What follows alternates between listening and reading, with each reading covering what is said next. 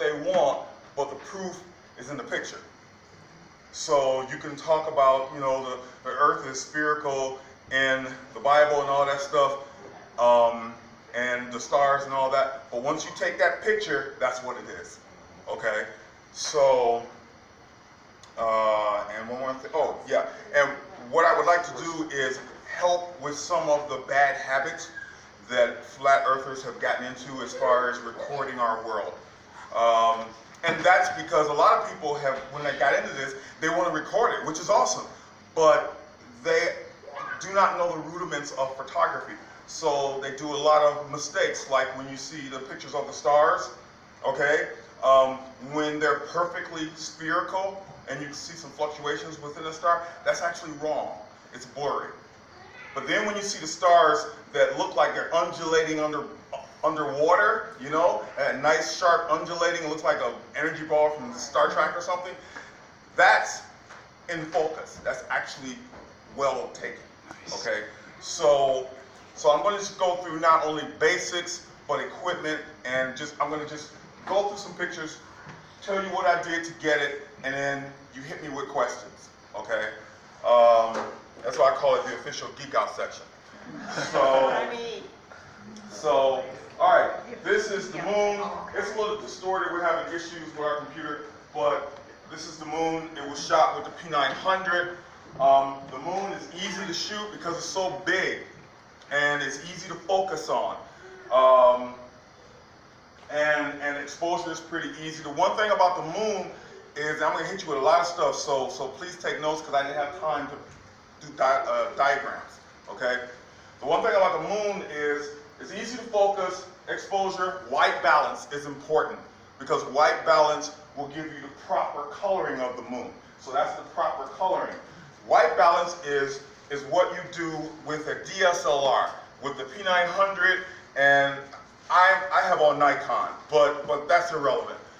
Canon, Pentax, I'm a huge fan of Pentax. Well, Minolta doesn't exist anymore, but I'm showing my age. Canon, Pentax. With a DSLR, white balance is what you do to tell your camera what color situation you're working under. For instance, this is fluorescent. You have to set your camera for a room lit in fluorescent light. If you're out in the daylight, you have to tell your camera that you're in daylight. That's setting your white balance. Now you have automatic white balance. Sometimes that works pretty good, sometimes it doesn't. I'm a big manual fan. Okay, I like being in control. So this thing you have to communicate with. It has a language, learn it. If you learn what this camera is telling you, you're gonna take perfect pictures every single time. And I'm not kidding, okay? Because I was interning years ago with a guy, and every shot was perfect. I'm like, how did you do that? So then I learned how to do it, and now every shot is perfect, technically, okay? Aesthetically, that depends on who's doing what, all right? But technically, it's perfect, but you have to learn how these things communicate, okay? So that was shot with the P900. I think I did a little post-editing, meaning added a little sharpness to it, just a little tiny bit, okay, just to punch it up a little. There's nothing wrong with post-editing as long as you're simply enhancing the image that's there. Now, if I'm taking craters and I'm moving them around, that's not cool. Okay? So that's not good. Yeah, you will be caught. Wait a minute, a little laser tranquility. Yeah, so don't do that unless you're just playing around, you know?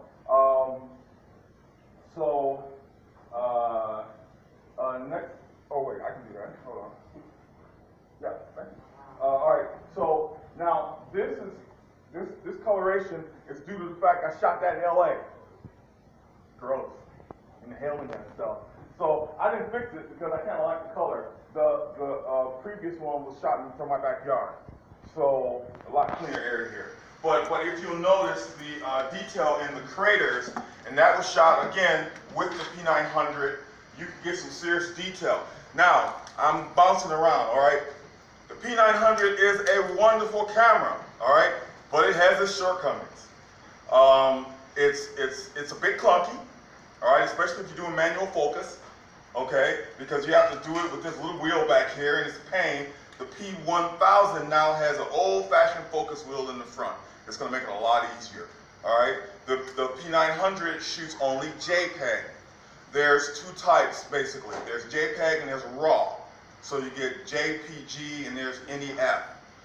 The difference is that JPEG is a tiny little file and it has pretty good color fidelity and everything. But the NEF has a much more color. It has a high dynamic range. All right, so you can get much more color from it when you edit it out. Okay, it's heavier. It's a heavier file, but it's worth it. All right, because you get more detail, you get better color, but you have to edit a RAW file. It's called RAW. You have to edit it. All right, JPEG you don't. So there's differences. If you want highest quality, shoot RAW. The P1000 shoots RAW, which is awesome. This does not. It shoots only JPEGs. Okay. Also, the new P1000 has a flash. Has a hot shoot. That's extremely important. This is a hot shoot. Okay? Now, it's not an accessory shoot. There's a difference. Hot shoot is what you can connect a flash to. All right? And that increases the capability of your camera tenfold because you control the light. Okay? I have a flash a little bigger than this at home, and I lit an entire skating rink by bouncing it off the ceiling and it spread out, lit the entire skating rink with one flash. You can't do that with a pop-up flash. This is, even though the P900's flash is exceptionally powerful, actually. Usually these flashes are no good, okay? 10 feet, you're done, all right? And you can't direct it, okay? With an accessory flash, you can bounce it, and that's important. You have control over not only the amount of light, but the quality of light. So the P900 is a flip-up only? Flip-up only, but it now has a hot shoot. So you can buy one of these. Okay, so the P900 has a hot shoot for new. The P1000 has a hot shoot. Yes, it has a hot shoot. So so this was shot with the P900. And another thing. And this hasn't changed with the P900. And I'm not trying to bomb on the P900, but let's just be realistic here, okay? The P900, though it's a wonderful camera, you're basically paying for the lens because it's a prime Nikkor lens. It's a beautiful lens. It has a tiny processor. Now, they use a lot of programming to be able to get that out of this tiny processor. Because I think the processor is about the size of my pinky, okay, or a little bigger. This processor, on the other hand, is the size of the mirror in here. All right, this is an APS-C, which means, I think what, half the size of a full frame. A full frame is double this size. That's awesome. Okay, we're actually going to upgrade to that. And then you give me bigger, but let's not talk about that because we're talking about cameras that cost $10,000 a piece. So we can leave that alone. Because my wife won't let me buy one, and I don't understand why. I still don't. Maybe some of you can talk to her.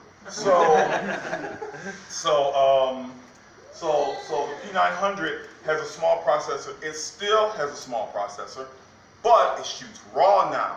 So they're taking that processor and pulling even more out of it. It's pretty ingenious. And they have algorithms in there, so the fact that it's small is irrelevant. Your phone has a processor half the size of your pinky, or smaller. So when you say, oh, my phone takes great pictures, oh, that's awesome, that's great, in your phone.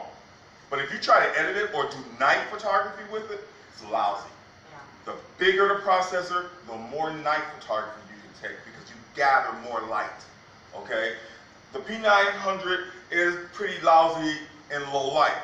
The P1000 is even better because they use the algorithms inside and they fixed it so it can actually be better in low light, okay?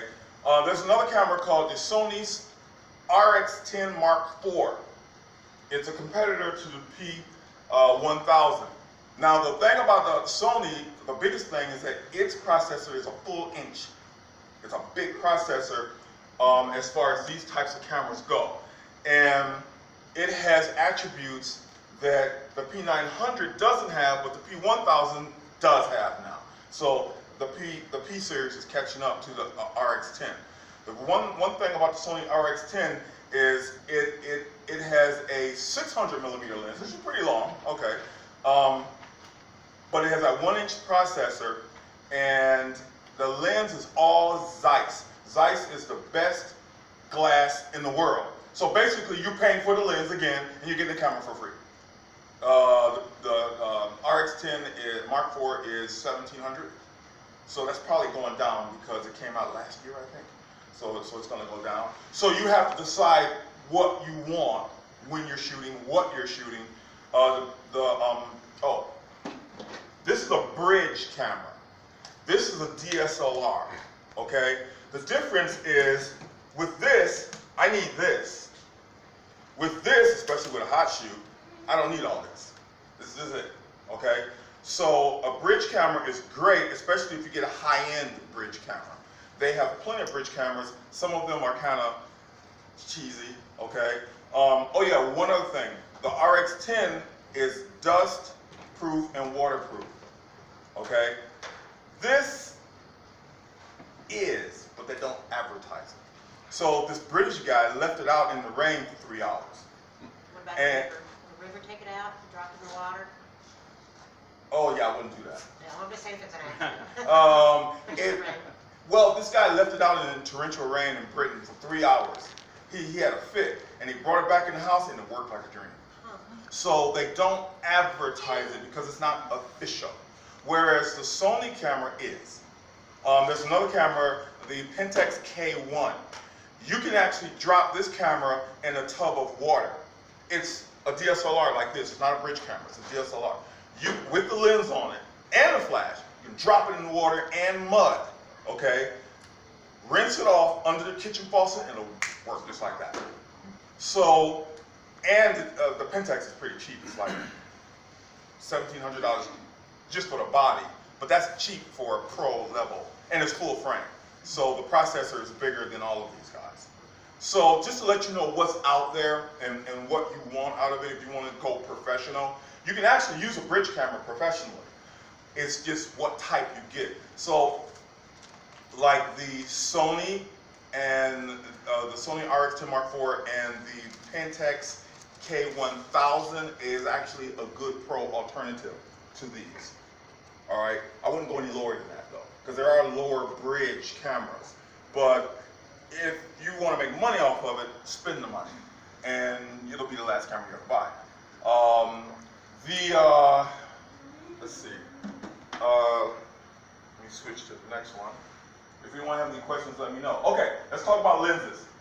All right, lenses, basically, they go like this. Okay, everyone's heard of focal length, right? Okay, so you have the 50 millimeter.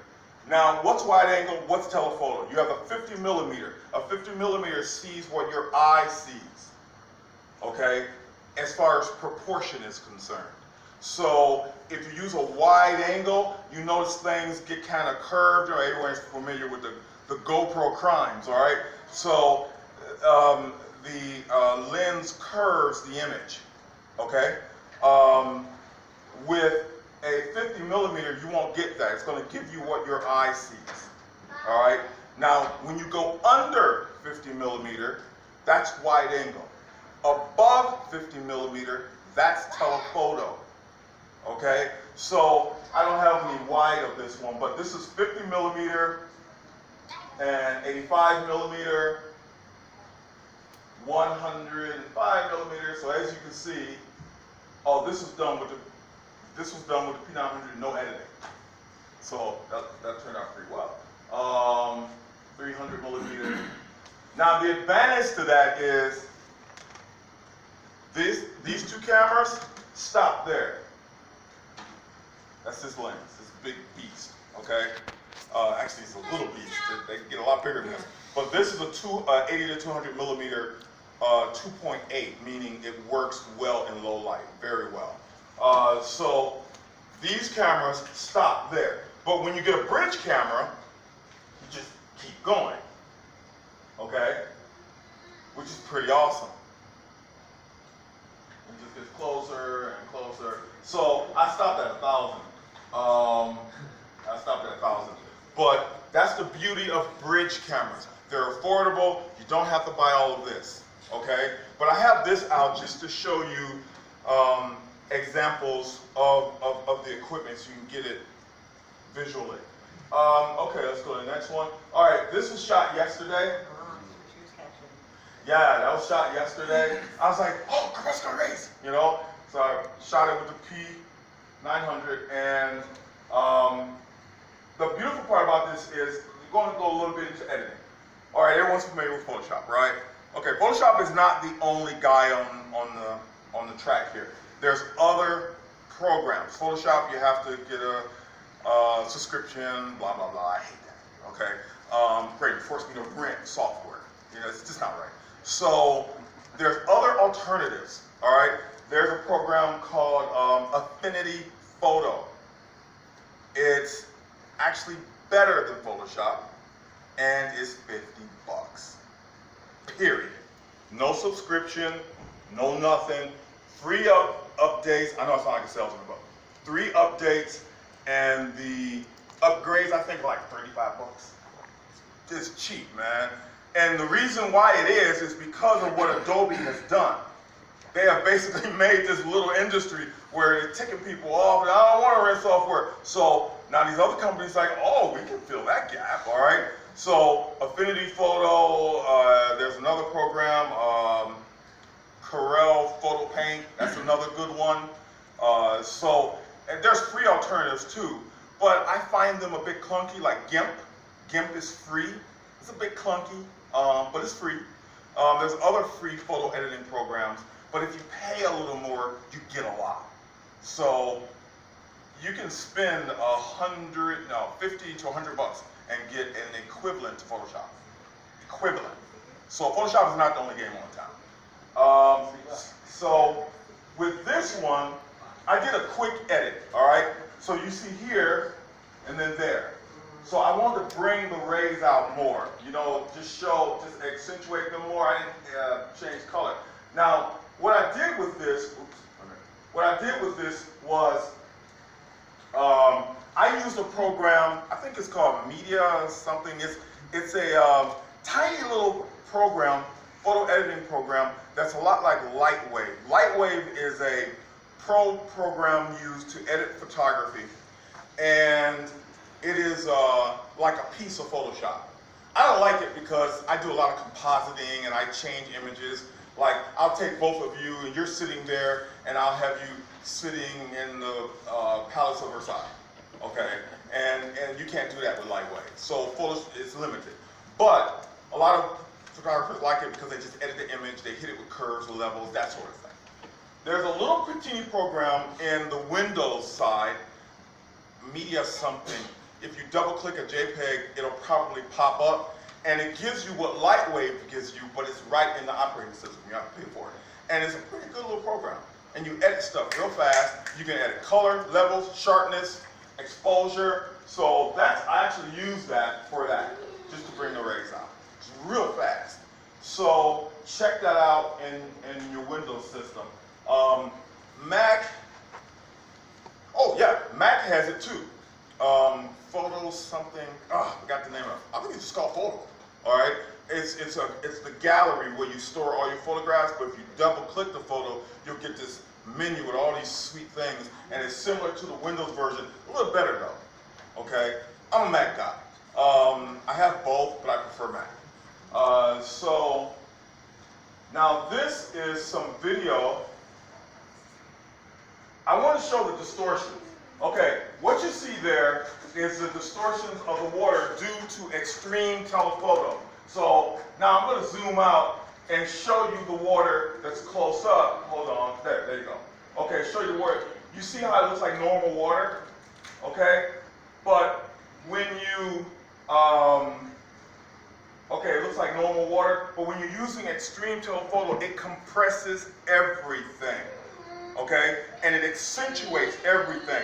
So I'm using wide angle here, and the next shot is similar.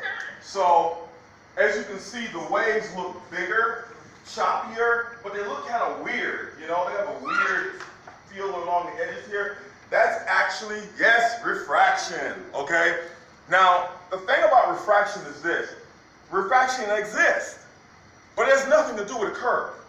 Okay, that's what science does. They take a legitimate phenomenon and apply it to an illegitimate theory, to give the illegitimate theory credence.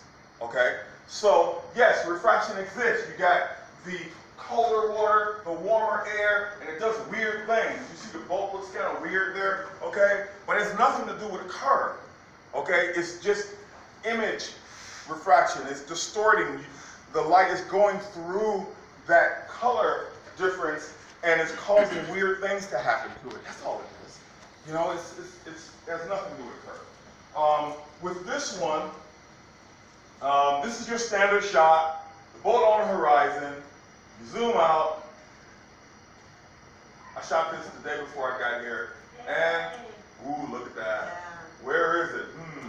So I had to put that in there. Standard flat Earth photography, and yes, that's a thing. Isn't that weird?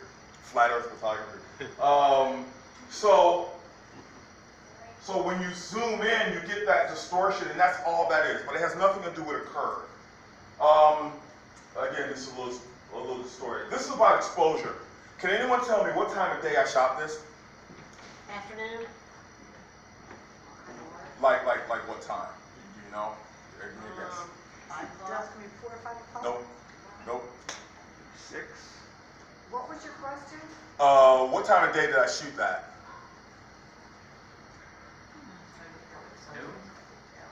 Yeah, noon. Bright sunlight, bright sunny day. When you learn how to use, and unfortunately I can go through it a little bit, but that's a whole other thing. When you learn how to use aperture, shutter speed, and ISO, light is basically your slave. You have total control over light. So what I did was I used a meter in my camera. You've seen the little brackets when you look through a camera, you see the little brackets. They're used for two things, focusing and metering. The camera is evaluating the light to give you the information you need to set your exposure, or the camera sets the exposure. Okay? So what I did was I used a small meter. Cameras usually have 3 meters. They have matrix metering. A matrix meter will read the whole scene and give you an average exposure setting. Center weighted will read here and then basically center it here, but evaluates a little bit this out here, but ignore everything else. Spot is when you just focus on one spot and you're reading the light from that one single spot. What I did was I read the light on the clouds so that I'm exposing for just the clouds. Because of that, none of the detail recorded in Tower City, okay, in the building, so it ended up a silhouette. So using exposure, you learn what light will do. Light is predictable, very predictable. Remember that phrase I always say where scale and, wait, what is it? Scale and, wait, size, distance. Yes, thank you. Size, distance, time has no effect on physics. Scientism disagrees with that. Scientism says physics are fine until we change it. Or when you go out in space, it's totally different. No, it's totally the same everywhere. Time, distance, scale has no effect on physics.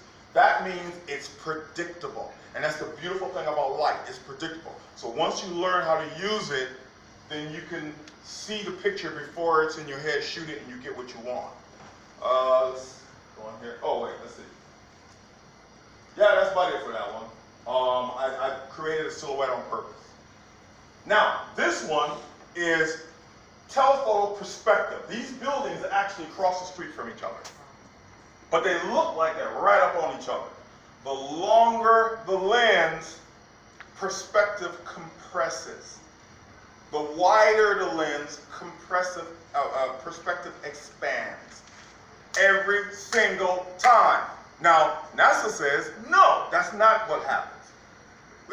It changes. It's fluid. No, it's not. Telephoto, wide angle works exactly the same everywhere. Okay? So what I did was I shot this with 300 millimeter. What I did was, this is a teleconverter. Okay? And so I can make this lens, a 200 into a 300 by connecting this part to the camera and then connecting the lens to it. I gotta go through all that, but you know, you don't have to deal with this. So that was shot with a 300 millimeter. So it's an extreme telephoto, and I make those buildings look like they're basically next to each other. Okay? You can control your image because you learn the predictability of our world. Physics is not fluid. It's just not. Okay? And that's easily proven by taking picture after picture after picture. A professional photographer or even a really good amateur learns how to predict the shot before they push down that shutter release. Okay, so let's go to the next one. Okay, this is depth of field. All right, so basically what I did was I focused on him and I used my aperture, which is it kind of looks like a Stargate. You know, it has blades on it and it kind of opens up like that. And see, that's why I want a diagram. So I'm trying to and I can't show you because I would break the camera. Like James Bond. Yes, thank you. Like the James Bond logo. Okay, that's what an aperture is. And the aperture controls depth of field, meaning the level of sharpness in the image. All right. I used a wide aperture. And when you use a wide aperture, you have very little depth of field, meaning you see this guy is sharp, these guys are blurry, they're pretty sharp because they're on the same plane as he is, they're gone. They're just totally blurry, okay? That's a wide aperture. If I wanted everyone sharp, and I could have done that, I would use a small aperture. So you take those blades and you make them small, okay? A small aperture gives you almost infinite depth of field. All right, it's totally totally sharp. So I could have gotten, I'm trying to use my technology here. I could have gotten this hat and that woman and everything in between totally sharp. Control, okay? You will get the photography you need if you learn what the light is doing, what this camera is doing. You blend those together by discipline, control, and then you'll get the images you want. Okay, and this has nothing to do with flat earth. This is basic photography. Okay. All right, fireworks. Fireworks is fun. So I had to use a fast shutter speed. Shutter speed controls. Okay, backward. Aperture controls depth of field.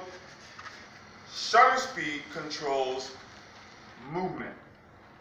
So you can make something blur. Like if you have a kid run across the street, you use a slow shutter speed. So the shutter is open for a long time, and the kid is blurring across the picture, and it closes, so you get that blur, like a flash, okay? Or you can get a fast shutter speed, which is like that. So I use a fast shutter speed, and it froze the fireworks in place.